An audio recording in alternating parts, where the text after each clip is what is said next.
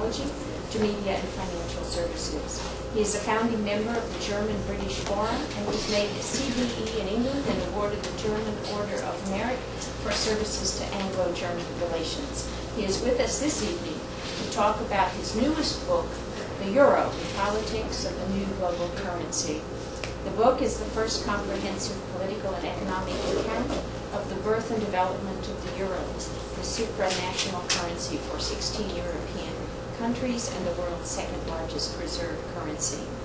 In it, the author tells the story of the rivalries, intrigues, and deals made that brought about a currency for Europe, and he analyzes the achievements and shortcomings in its first decade of existence. He received a BA in chemistry from Queen's College, Oxford, and is an honorary professor at the University of Birmingham. He's also the author of two earlier books, The Bundesbank, The Bank That Rules Europe in 1992, and Germany and Europe, The Crisis of Unity, published in 1994. Please join me in welcoming Mr. Gill.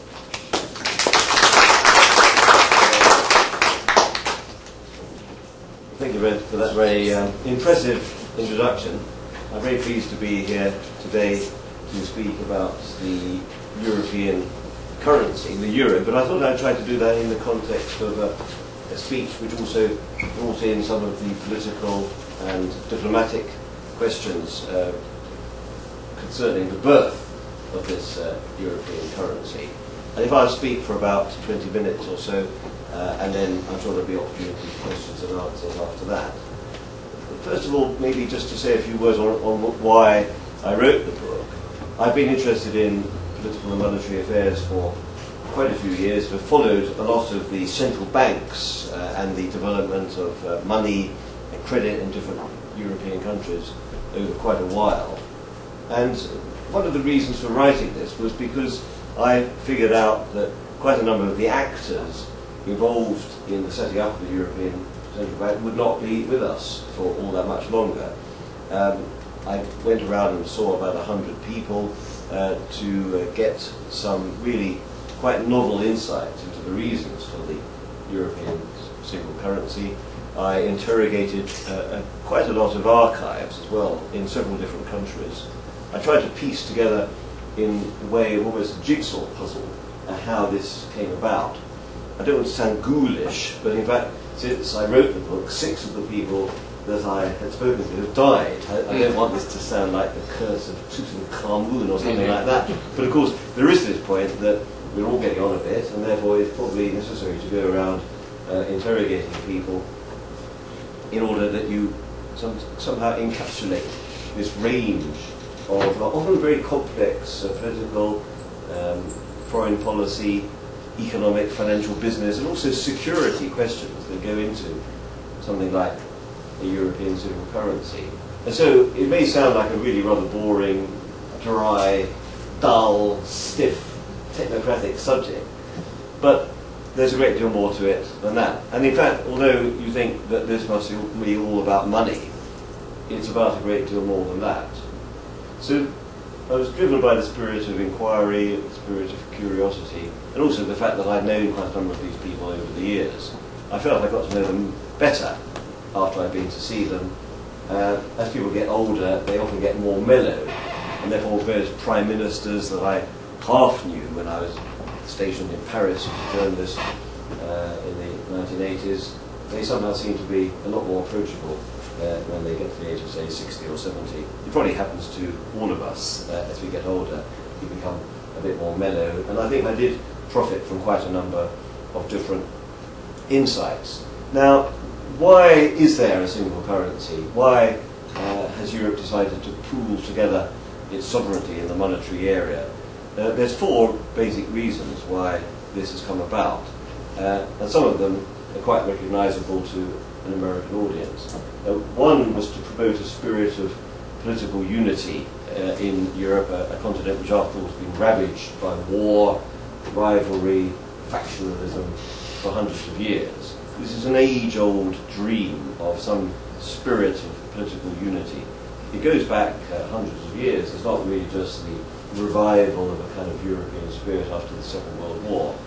Victor Hugo, the poet, dramatist in France, one of the first people to really promulgate this spirit of European unity in the 1870s. And I noticed that this lovely building here was built in 1872, so there's a certain resonance, particularly also because it was a German architect. I've walked past this building many times without actually knowing what it is, so it's an additional delight to be here to find out something about the building and its antecedents. But it's worthwhile just looking at Victor Hugo just for a moment, because he actually coined the phrase the United States of Europe in about 1873, a year after this building was constructed. But he didn't do this in a spirit of great altruism.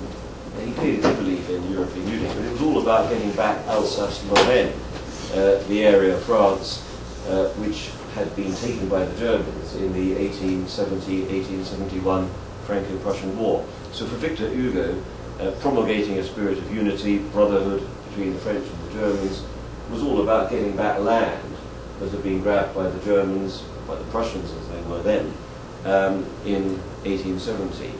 So political unity, but also in the aim of trying to overcome the results of war. That's one very important part of this whole reason for the single currency. The second reason is to promote a trading area, a single market in these different parts of Europe. Jacques Delors, who was the European Commission President in the 1980s, was the person who really pushed this thing forward, also with the support of Mrs. Thatcher. Some of you may remember Margaret Thatcher. She didn't really have much fellow feeling with many Europeans who wanted to basically sink Europe into just one large super-state. She had nothing in common with that idea, but she had very much in common with the idea of a single market under which you would have free flows of goods across the continent. She thought that it would actually benefit British interests, so she actually was a paid-up supporter of the single market process in the 1980s. And Britain did sign up for that, even though, for reasons which I'll explain in a moment, we haven't become part of monetary unit. So that was idea number two, a single currency for a single market to improve the flows of trade around the continent. The third reason, this is where America comes in. Europe, for many years after the Second World War, had the feeling that America was not living up to its constitutional duties as de facto the world's monetary policeman. And the Bretton Woods system of fixed exchange rates started in 1945 and collapsed in 1971, 1973, was thought of as very much an American-dominated system, and one where the Americans used their power in a somewhat unwise way. So the whole idea of setting up a European currency was in a way a bid to challenge the American dominance of the world monetary system. And there's still very much this idea still going on today, if you look at the debate about whether the euro will replace the dollar as the world's preeminent currency. So there's a very strong feeling promulgated particularly by France, but also by many other countries, that somehow the Americans had it too much their own way running the dollar system, and Europe had to provide something in its place.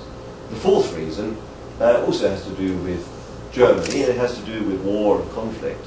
Particularly after German unification in 1990, the feeling gained ground that the Germans were becoming a little bit too big for their boots. They needed to put in their place. They needed to be somehow controlled within a new European system. And so even though the monetary union idea was a relatively old idea, it became revived and given greater dynamism, greater power after all of the Berlin Wall 20 years ago and the unification of Germany in 1990. And this was a feeling that the Germans themselves very much acquiesced in. Very strange maybe to an American audience, but the Germans somehow felt that they couldn't quite be trusted.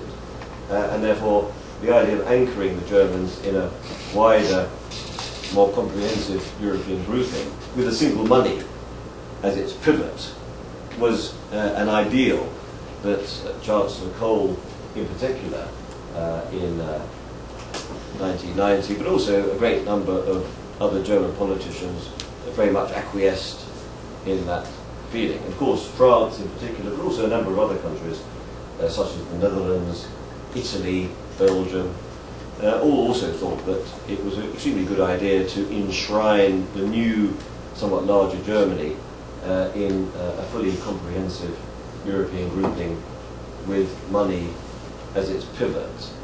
And there was, of course, at the same time the feeling that a monetary union just by itself would not be enough, that it would need to be accompanied by a political union to make it work. And as I will explain in a moment, that side of the story has not been completed. And this, for me, is one of the rather grave faults in the system, that in order to make monetary union work and make it really survive for the long term, you do actually need to have a political union at the same time. And you can see that by looking at American history. After all, the Federal Reserve was not formed until 1913, long after the country had been unified. You had political union first, monetary union only came, if you like, as a kind of crowning glory afterwards.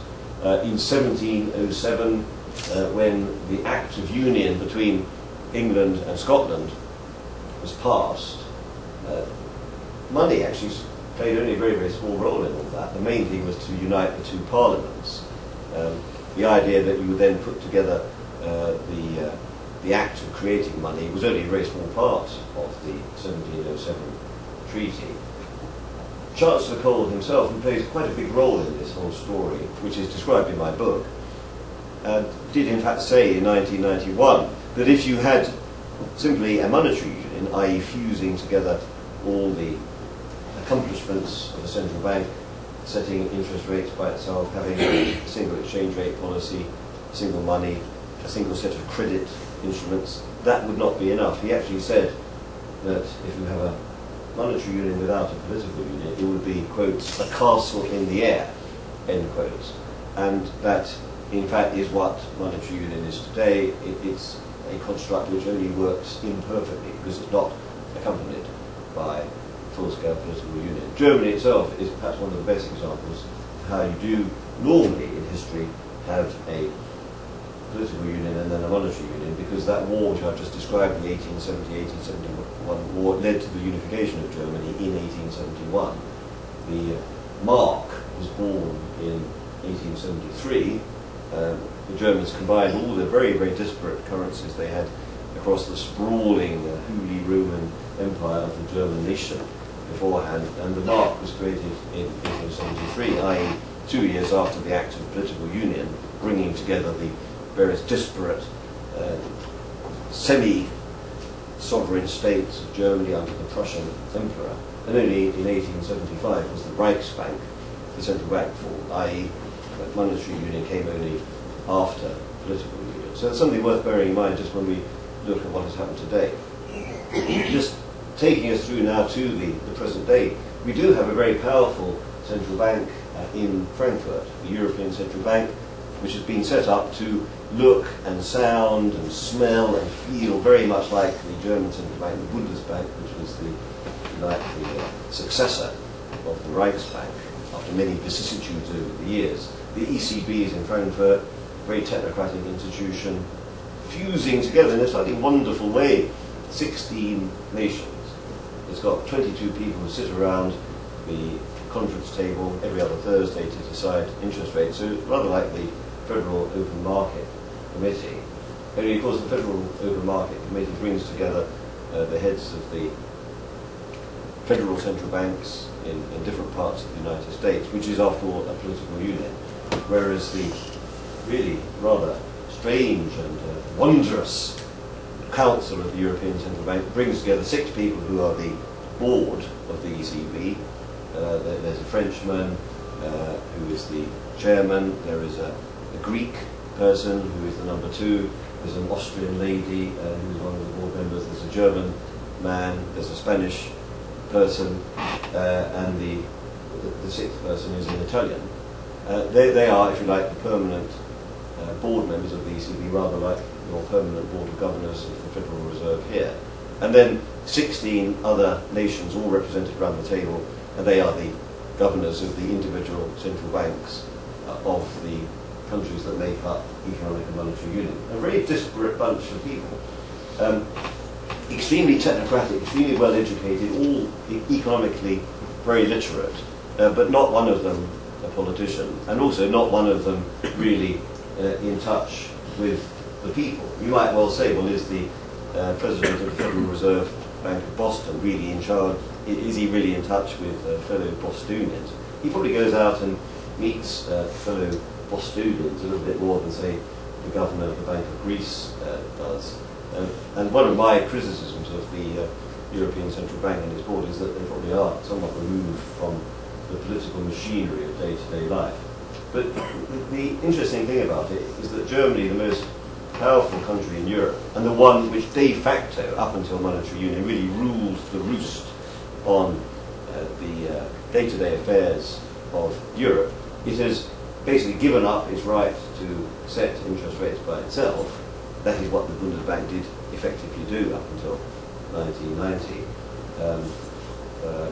I'm sorry, that's what it did up until 1999, which is when monetary union took place. And the Bundesbank has shared its power now with 22 other people around this board, 15 other countries. And some of these countries are extremely small. Sitting around that table is the big economies of Europe, Italy, France, and Spain, which all have gross domestic products not as big as Germany, but comparable to Germany, but a whole load of micro-states as well. There's Malta, there's Slovenia, there's Slovakia, there's Luxembourg, Cyprus, a number of very small states. I mean, many of you, I'm sure, have been to Malta, and if I were to ask you to guess the economic size of Malta compared with the economic size of Germany, I don't know whether anybody would like to hazard a guess what the proportion is. I mean, I've asked very erudite and well-educated German civil servants what they think the economic power of Malta is compared with the economic power of Germany. They say, well, maybe it's 8 to 1, maybe it's 16 to 1. Obviously, everybody knows that Malta is quite small. But the amazing thing is that Germany has decided to throw in its lot with all these other countries. They all theoretically have one vote around the table. In fact, Malta has 1/500 of the economic power of Germany, and yet the Germans, it's like the lion lying down with the lambs. The Germans have decided to give Malta a vote on this council. There is one catch to it, though, and that is that they never have taken a vote. And I'll come later onto the idea of what might happen if they ever did take a vote. I've just tried to describe all this because the inner intricacies of this monetary union are really quite strange. There's never been a construct like this in the history of the world, where you've got 16 countries which otherwise are totally sovereign nations. They all have governments, they all have parliaments, they all have finance ministries, they all have their own football teams, they all have their own television stations, they all have their own banks. All those things continued as before, but they simply fused the money side together in an act which, as I said, was supposed to be a precursor of political union. Now, let's focus. I've been a little bit critical up to now about what's been going on with this rather strange construct, but let's focus, since we're trying to be optimistic here this evening, let's focus on the good things about it. It's clearly good for Americans, it's good for British people who are outside this, because we don't need to change our money so much when we go to Europe. And I think you'd agree that that's probably quite a boon. When you get off the plane, Heathrow Airport, Frankfurt Airport, you can just travel around everywhere. You don't have to change money. In fact, one of the people who was most in favour of this monetary union, Chancellor Helmut Schmidt, and I'm a great fan of him, and he's still alive. He's not one of the people, touch wood, who's died since I saw him. He's aged 90. He's all got his wits totally about him. And he actually said that one of the reasons why he thought monetary union was a very good idea was because when he was the German Chancellor, he used to go around Europe, and he'd start off with 100 D-marks, and by the time you finished changing it all around Europe, there'd only be 50 left. He wouldn't actually have spent any money, but all the rest of the money would have been taken by the banks in commission and the Foreign Exchange Council. So you have to say that is a good thing. It's also very good for business, or small business, come to that. In my own firm, we invoice people in euros in different countries, and it makes accounting much easier. It's actually much easier to do business around Europe these days, because you don't have just a whole series of different currencies which are all going up and down against each other. It's also good, I suppose it does bring about a bit of a spirit of European interdependence and a bit of a common culture, certainly for young people. I think it's been a good thing, symbolically a very powerful step in the right direction. And above all, from an economic point of view, for the countries which had very unstable currencies and relatively high interest rates, it's been a great boon because their interest rates automatically fell. As soon as monetary union came about, the interest rates fell to the relatively low levels which you had in Germany. The Germans being, after the war, a very economically orthodox, very conservative country, with the Bundesbank as very orthodox and very traditional central bank, tended to have lower interest rates than everybody else. And in fact, the Germans have more or less bequeathed this low interest rate to the other European nations. And this has been, from the economic point of view, a great advantage to those countries when they started up. Italy, for instance, saved about 35 billion euros a year just because it didn't have to pay so much on its debt service cost when the interest rate fell on its government bonds. So that's all the positive side. The problem about a monetary union is that you get the rewards straight away, and the relatively bad things only come about later on. And my view is that monetary union is now running into quite some difficulties. Although I'm certainly not a little Englander, I actually think it's a good idea that Britain hasn't been part of this so far. I also happen to think that we will remain outside for quite a few years. The bad thing about all this is that countries somehow get into the habit of living beyond their means. The fact is the interest rate falls to a relatively low German level. Some of the countries which need to catch up vis-à-vis Germany, and therefore will have a higher inflation rate, have had their costs and also their productivity moving in directions which would really have required a devaluation. And the one thing that you can't do with the European single currency is to have a devaluation. So the costs around Europe have been diverging to the extent that countries on the periphery, such as Italy, Portugal, Spain, Ireland, Greece, have lost a huge amount of competitiveness.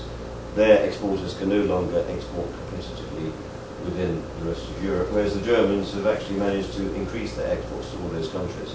The upshot of all this is that the balance of payments, disequilibrium in Europe, have increased mightily over the last 10 years. And some of those countries are really living beyond their means. They've chalked up a big foreign debt, which will have to be repaid at some stage.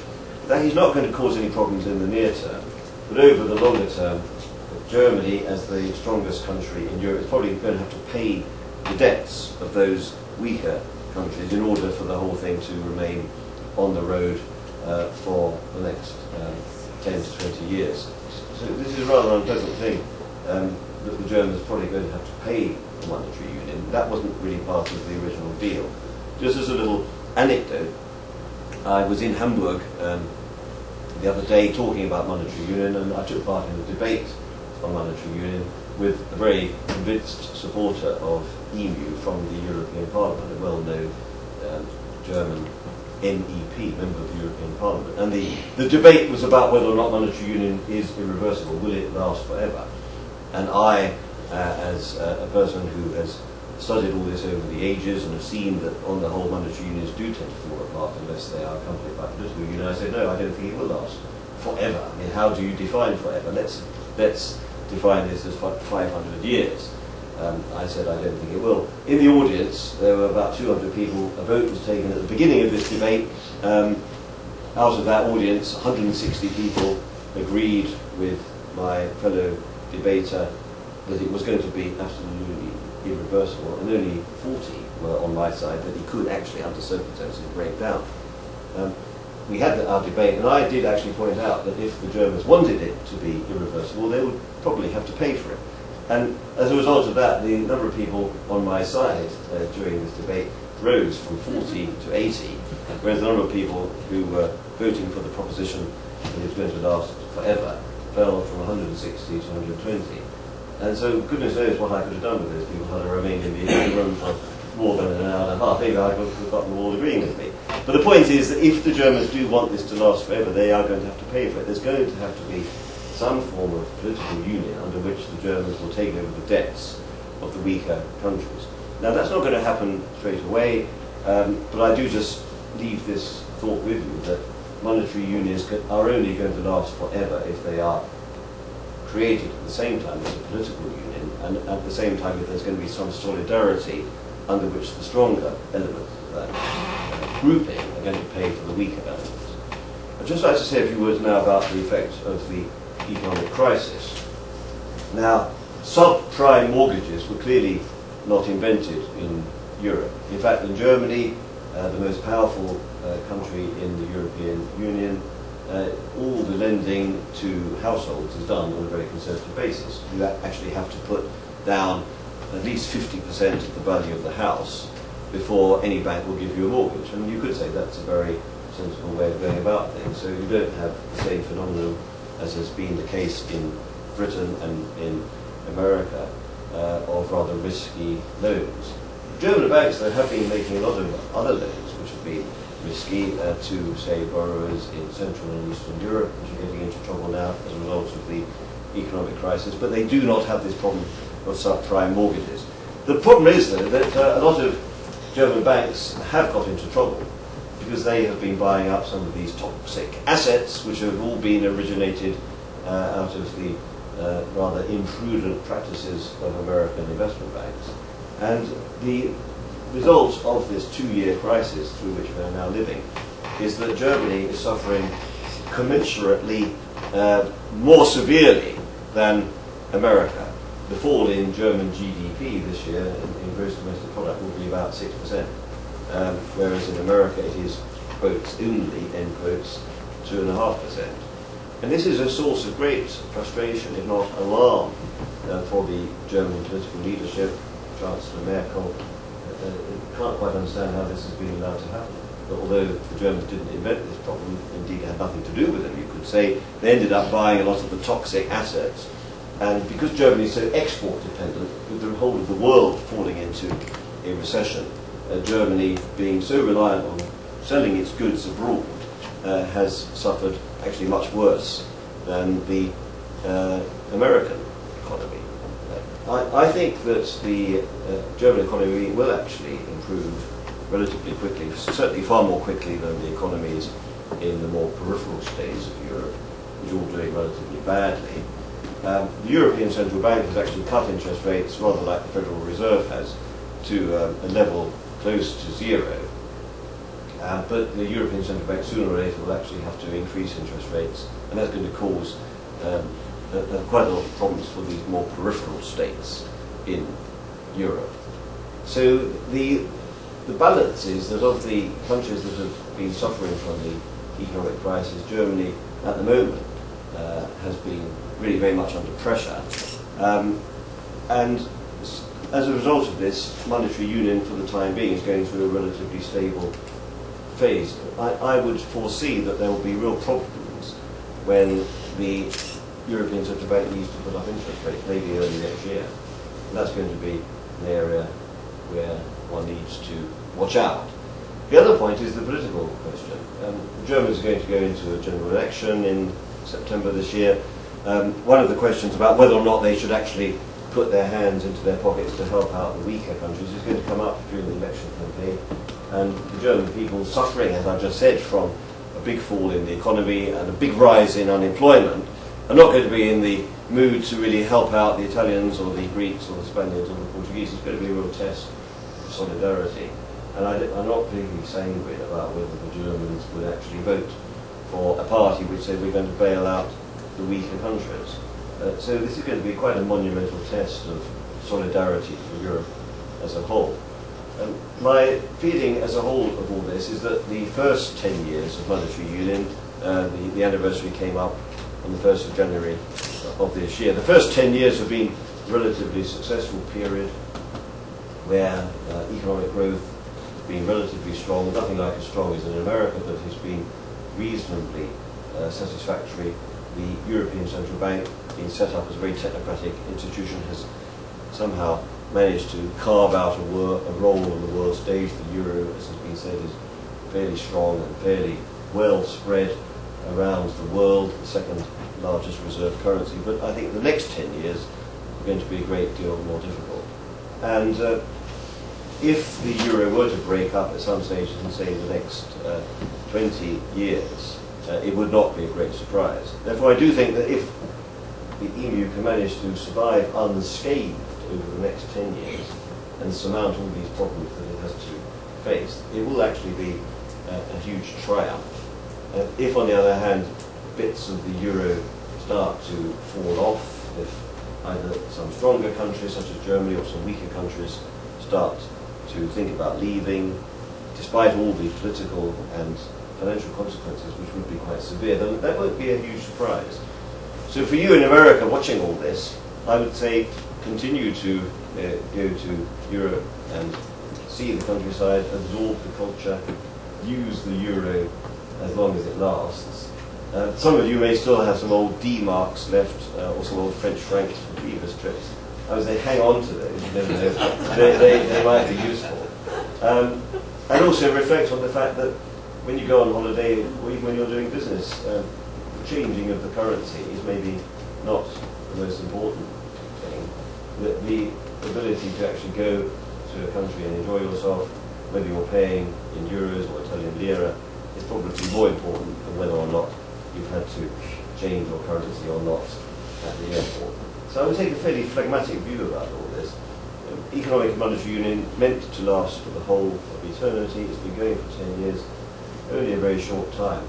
And in my book and also in my public pronouncements, whenever I'm asked whether I think monetary union is a good thing or not, and whether I think it's succeeded, I always fall back on that tried and tested aphorism that Zhou Enlai of China is supposed to have said to President Nixon in the early 1970s, when asked by Nixon what Zhou Enlai thought about the French Revolution in 1789, he said, "It's a little bit early to tell." And I, in a way, think the same about monetary union. I'm somewhat agnostic about the whole thing, but it's an extremely good thing to talk about and write about, and therefore I'm very anxious to hear your questions. Thank you very much.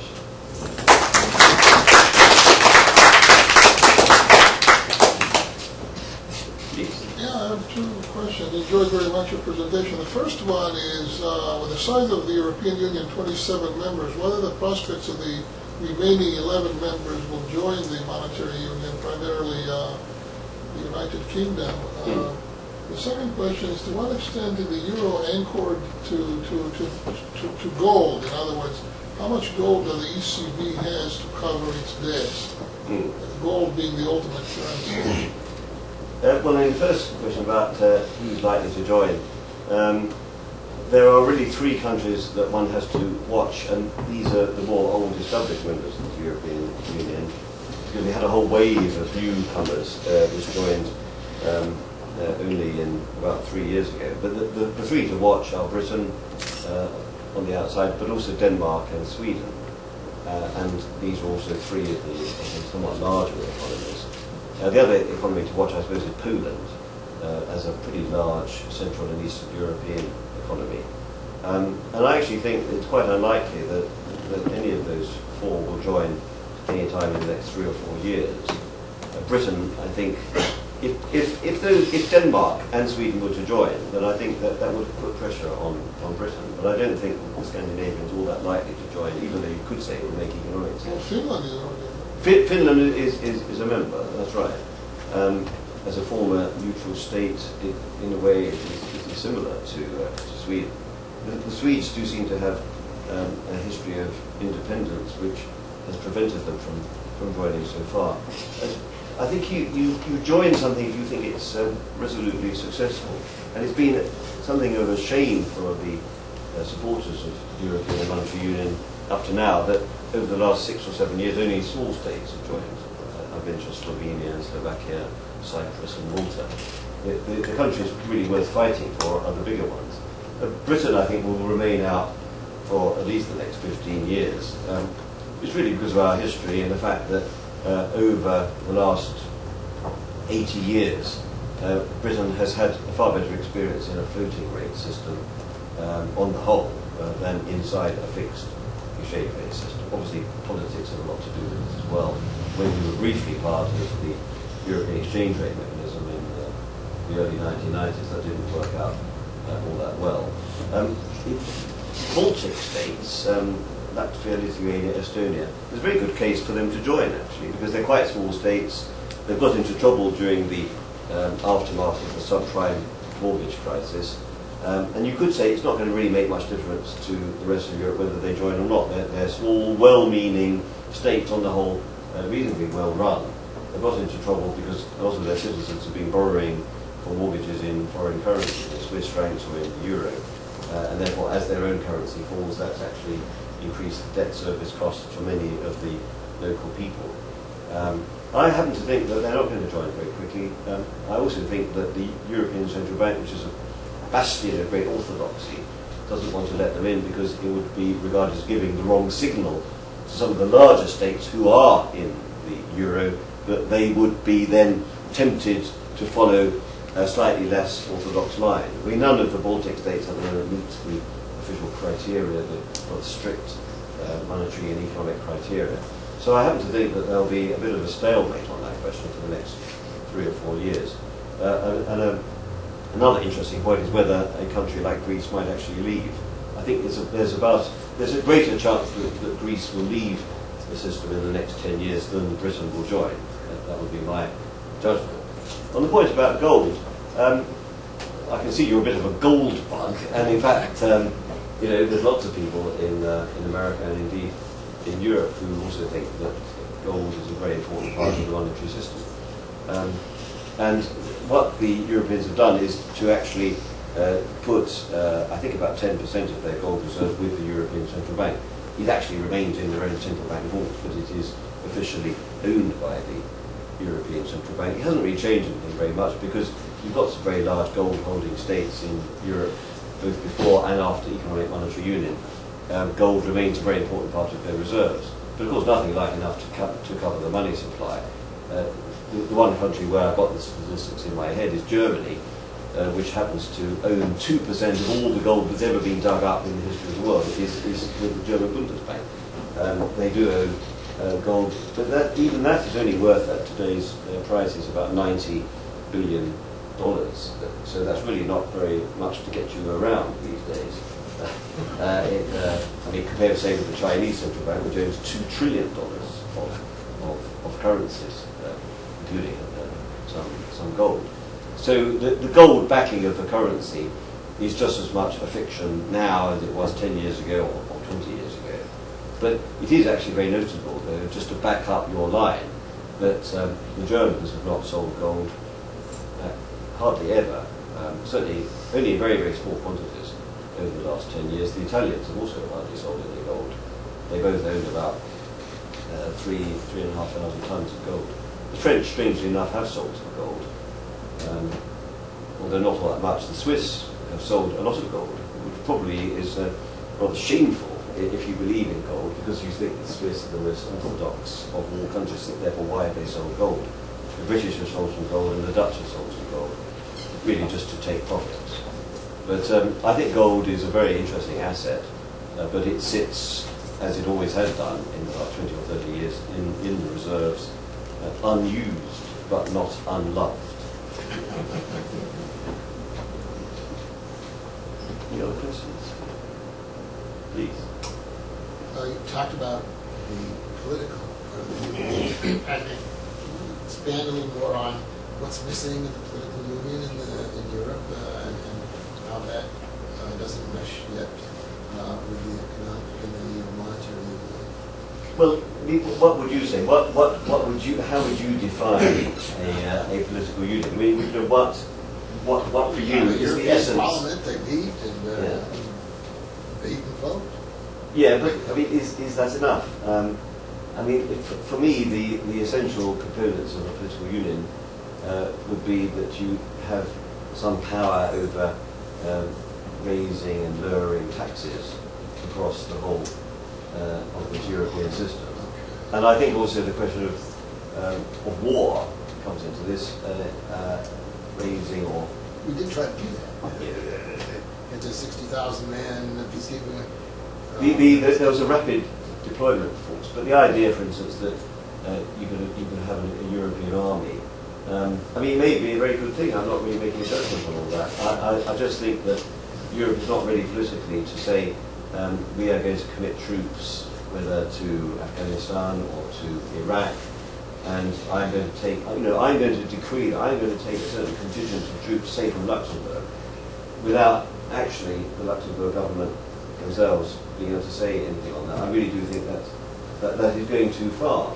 Whereas it seems to me in the United States, if the government or the Congress decides that war is going to be fought or troops are going to be raised, you do have the right to take troops from California or Montana without having to have a kind of sovereign decision of that country's or that state's legislature. So I do think those are two important elements of a political union that are not there. But also going into economic policy, many countries are really doing their own thing from an economic point of view, whether it's on measures to escape from the recession, whether it's, say, measures to try to shore up failing banks. These things are done at a very individualistic level still. And if you think about it, EMU doesn't stand for European Monetary Union, it stands for Economic and Monetary Union. The whole idea is to fuse together not just money, but also the whole instruments of economic policy. And as my book explains, that has really been very much a line taken over 30 or 40 years to fuse together not just money, but the other elements of economic coordination. And that E has not been fulfilled. The M is certainly there, as I described, with the European Central Bank, but the E is not there. Put very simply, and I'm simplifying this a bit, Germany and France are the two most important countries in the EMU area. They both have totally different ideas of what economic coordination really means. There is a group of finance ministers called the Euro Group, but it doesn't really have any power. And that is because France and Germany just cannot decide what it should do.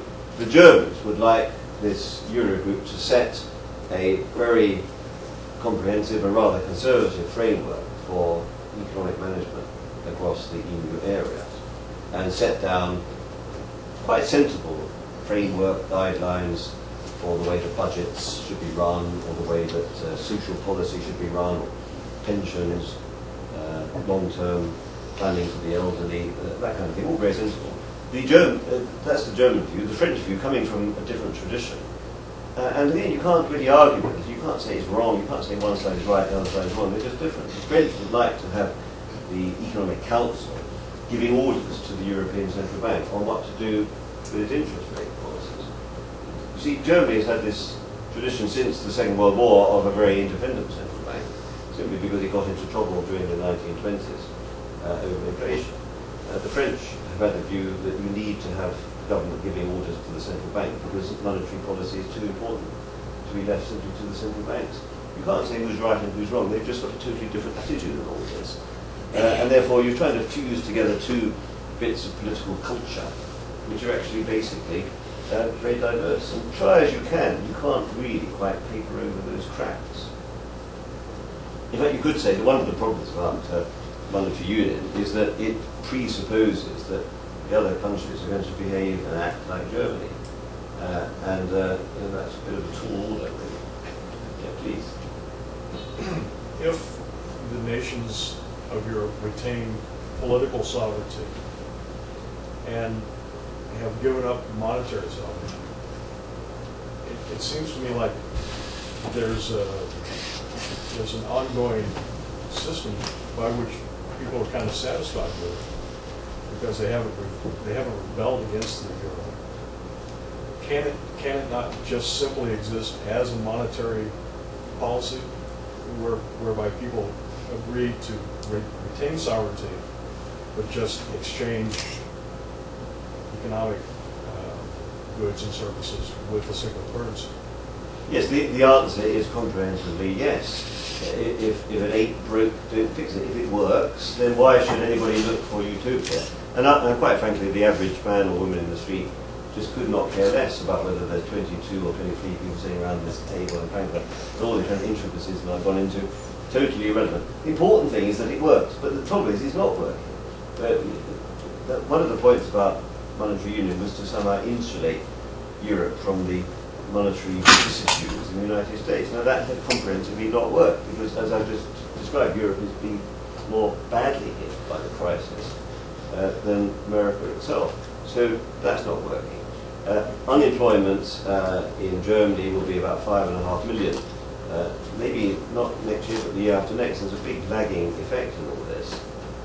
Economic and monetary union is a tool for the citizens. It's supposed to be promoting growth, wealth, and employment. And if it did do all those things, that I wouldn't be standing here arguing that there's a problem with it. The problem is that it's not. And I'm not foreseeing some great political doom and gloom tomorrow. All I'm saying is that if over time economic and monetary union doesn't deliver the goods, then there will be some kind of a rebellion. That may not be for tomorrow or even the day after tomorrow, but unless economic and monetary union does actually come up with the goods, greater growth, greater investment, greater employment than would otherwise be the case, then one way or the other there will be a rebellion. You're absolutely right.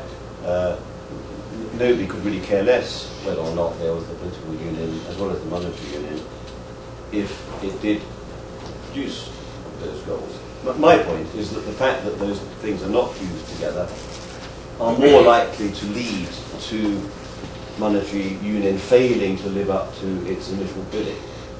I'm not, of course, completely certain in all this, but I'm simply saying that unless you have a political union to accompany a monetary union, it's probably not going to deliver the goods as were promised when it started 10 years ago. Just the dollar as the reserve currency, how do you see the Chinese RMB coming into that, and the euro coming into this equation 20 years down the line? Where do you see all three currencies? I think you've already covered the euro, but I'm glad you brought up the renminbi, because being a very erudite audience, I'm sure you often are confronted with the works of Oscar Wilde, and I think there's an element in the importance of being earnest, where one of the characters, I can't remember quite what it is, but maybe it's Linda, and she asks, I think Miss Primble, or somebody like that, has written a political history of the world, and I think it's Miss Prim, she says to Linda, you must read my political history of the world, but I pray do not read chapter 14. It's about the devaluation of the rupee. My dear, it's just a little too sensational. And therefore it's good that you mentioned the renminbi, because actually it is quite sensational, I think. But I'll come on to that in a moment. First of all, the Lisbon Treaty. Lisbon Treaty is a wholly good, useful, sensible document, which has been ratified by 26 of the 27 countries so far. And the Irish, who are the one country that's not ratified it, probably will vote in a referendum in October for it. All that does, though, just tidies up the existing treaty. It doesn't bring any kind of political union. It just is a set of much more useful governance tools than we have at the moment. So instead of this really crazy system under which a large country and then a small country and then a large country and then a small country take over the running of the European Union, every 6 months it changes, which is a completely ridiculous system. It will have a bit more cohesion about what country is in charge at any one time, and it cleans up some of the rules regarding the European Parliament, and it cleans up, who's in charge of foreign policy and things like that. But it really is just a bit of tidying up. It doesn't really commit Europe to any kind of political union. It's no doubt a step in the right direction, but a very long way short of what you might expect from a real political union. On the question of the renminbi, now nobody really quite knows what Governor Chow of the People's Bank of China is quite up to, but every now and then he produces some great edict. I've been told just quite recently that people think in this country that in fact it's partly because he has to appease elements of the Chinese leadership who take a rather gaullist line about America, America throwing its weight around with the dollar. And therefore it's not really a kind of comprehensive blueprint for a new reordering of the world monetary system. It's actually partly just a means to keep some of the leadership slightly quiescent to show that the People's Bank is somehow on their side. I think the Chinese have got themselves into a very difficult position. Nobody's actually forced the People's Bank of China to amass all these dollars, if you think about it. The Chinese central bank has now got $2 trillion worth of reserves, of which we don't know, it's a state secret, you're probably being executed if you ever did find out. That we think 2/3 of it is in the dollar, but nobody forced them to buy up the dollars. They only bought up the dollars to keep the renminbi rather low. I know Timothy Geithner got into trouble for calling that manipulation, but to me that is manipulation. It's keeping your currency low in order to keep your exports going and to maintain a certain order in the cities, to make sure that all the rural people who got into the cities to find work would actually be employed. You could say it's actually quite helpful to keep China as a relatively stable place, but it is part of an attempt to keep the renminbi from going up too much. Anyway, that's the problem they've got. They own all these dollars. Every time somebody from China opens their mouth to say the dollar is too preeminent, it knocks the value of the dollar, therefore knocks the value of their own reserves. So it's slightly counterproductive. But they are in this symbiotic relationship with America. There is this relationship like a marriage, really, and it's debtors and creditors together. You can't really say who is more powerful. Sometimes the Americans seem to be more powerful if they were not the biggest debtor. I think what the Chinese probably have in mind is to bring about the renminbi as a reserve currency. That's going to take 20 years, I would say. I certainly think, to answer your question, what will happen in 20 years, I think it's likely that the dollar will still be the preeminent world currency. I don't think the euro, for all the reasons I described, is really strong enough to take over the role of the dollar. Perhaps it would be good if the euro were stronger, because it would actually cause more competition to cause the Americans to do the right thing in the running of their economy. But I don't think that the euro, for all the reasons I've described, is really strong enough in any way to step up to the plate. Also, what is more important is that there's nobody really these days in Europe that wants to have the euro as the new preeminent world currency. I said earlier on that this has been one of the long-term reasons for the euro, particularly people in France thought that maybe the euro would be a very good thing to somehow challenge the Americans. That is really very old-style thinking now, because if you ask Mr. Sarkozy, if he was in this room today, and you said, would you want the Chinese central bank then to transfer 20% of its reserves into the euro in order to create a much more strong reserve asset vehicle? And the trouble is, Mr. Sarkozy, that would mean that the euro would go up to 1.80 against the dollar. He'd say, no, I don't want that at all, because it's making my exports more competitive. So the idea that the Europeans these days want the euro to become such a strong currency and somehow displace the dollar is no longer realistic. Yes, you had that question. Yes, actually, he asked my question, but to follow up... I'll ask it again in a different way. Yes, in a different way. Long before the current crisis, the Chinese National Bank was reputed to be in really tough shape because they had so many non-performing loans to state enterprises.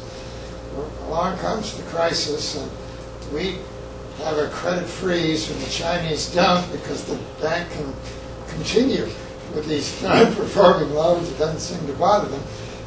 One wonders whether we in the States are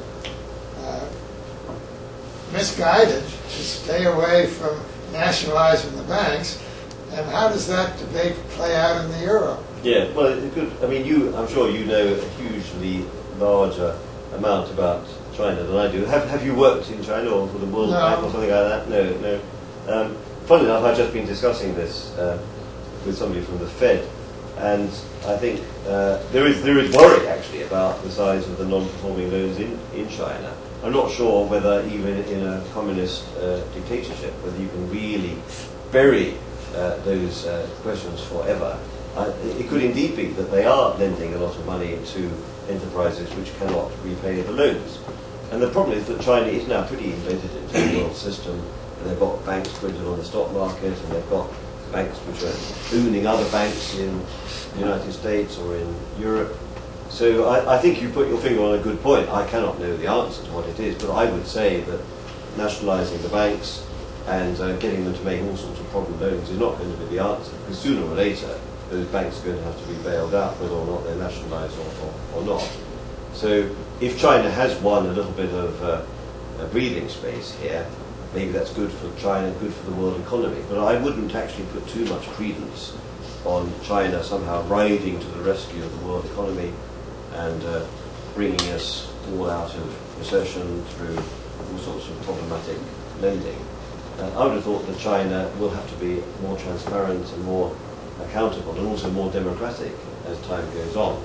And whether that's possible, I just don't know. But I wouldn't bank on China somehow being our saviour from the recession.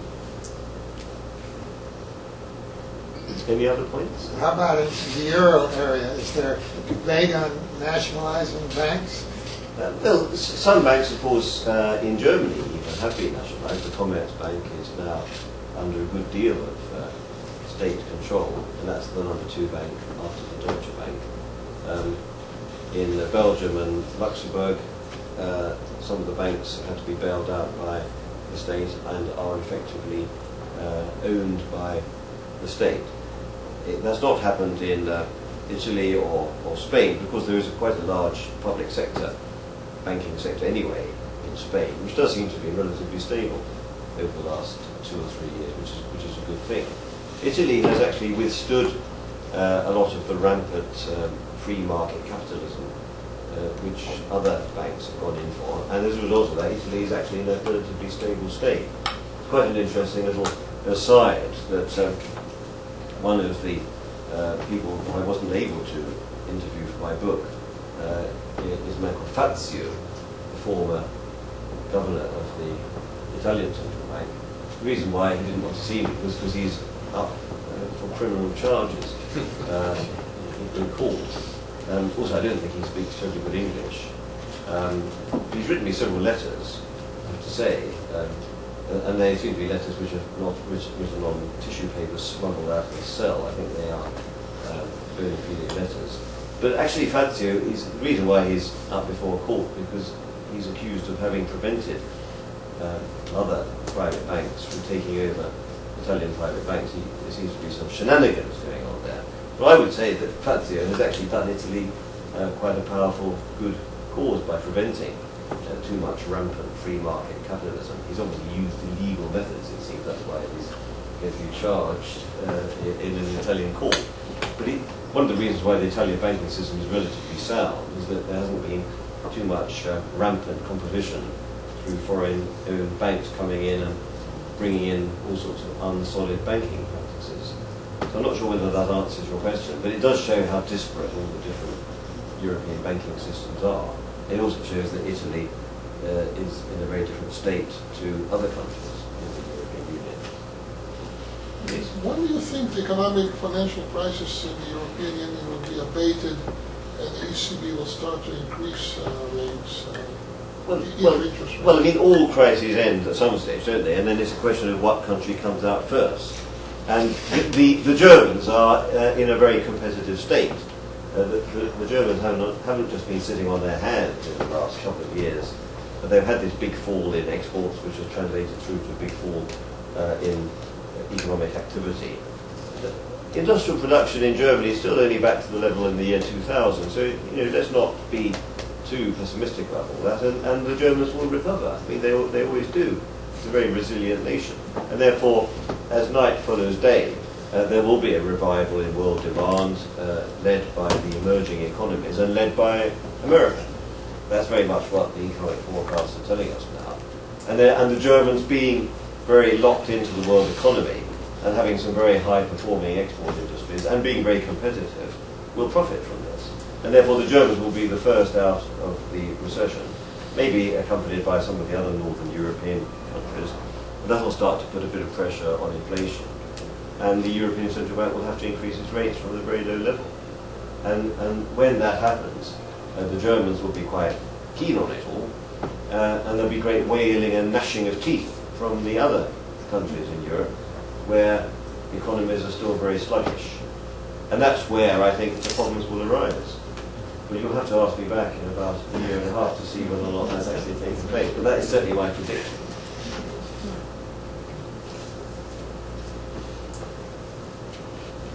Any other burning questions on China, the renminbi, or anything else? Yeah, please. We've been on the other side of Europe, the Russians. Are they ever going to become part of the Union?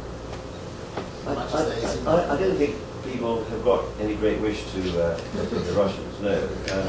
The question is what kind of economy Russia will be, whether or not there'll be a market economy, whether there'll be the rule of law, whether there'll be market institutions that you can trust. Clearly, Central and Eastern Europe has had a longer tradition of some sort of market democracy than Russia, and that's why those countries which were under communism after the Second World War, on the whole, recovered extremely well. Look at Poland. I mean, Poland is a real success story, I'd say, as is the Czech Republic, as is Slovakia. Slovakia now in monetary union, as is Hungary. But I really do have my doubts about Russia. I think if Germany really decided that it would like to have Russia inside, then it would have real problems with France about that question. There's an old French worry about the Germans and the Russians teaming up together. I don't think the Germans are going to go down that road. I think Russia is too big, too sprawling, too unpredictable, too undemocratic to ever be a part of the European Union. It would clearly be a very big partner, and it's clearly a very big partner for Germany already in the energy sphere. But I don't think it's going to be part of these more institutional arrangements. Please. You might as well go around the world. There seems to be a growing influence of China in Africa and South America, and relations with Venezuela and Bolivia coming to the fore.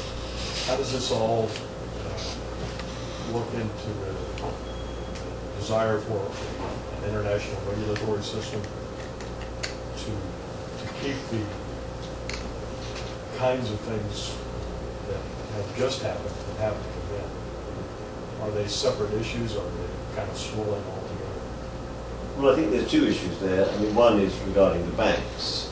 I don't think that does have any relevance, actually, for the way the financial markets work, because these deals that the Chinese are doing in those places which you mentioned are really kind of off-market deals. They don't really have much to do with the way the financial system works. It's not as though you've got Chinese banks which are doing this dicing and splicing of mortgages and packaging them up into these collateralized debt obligations which are then sold to unsuspecting banks in Germany. They're not doing that. Maybe it's a good idea if they really wanted to destabilize the West. Maybe they should be encouraged to do that, but they don't seem to have thought of that yet. So I don't think we need to worry about that when it comes to the kind of regulatory system. Probably we have to get Singapore on board, any regulatory regime, and other emerging market financial centres, but I don't think we have to worry too much about Beijing. The other question is, of course, very relevant in terms of not just China, but also Russia developing spheres of influence in different parts of the world, Africa and Latin America, as you say. I take a relatively pragmatic view about all this. When the Chinese try to curry political favour by doing economic deals, or whether they try to curry economic favour by doing political deals, and then we in Britain or America, we throw up our hands in horror and say, how dare they? I mean, I'd say that, when has America ever tried not to do that, to mix politics and business? We do it all the time, don't we? Britain maybe more in the 19th century and in the first part of the 20th century, America more in the last 50 or 60 years, but there's always been a way that the Anglo-Americans behaved around the world to mix politics and business together.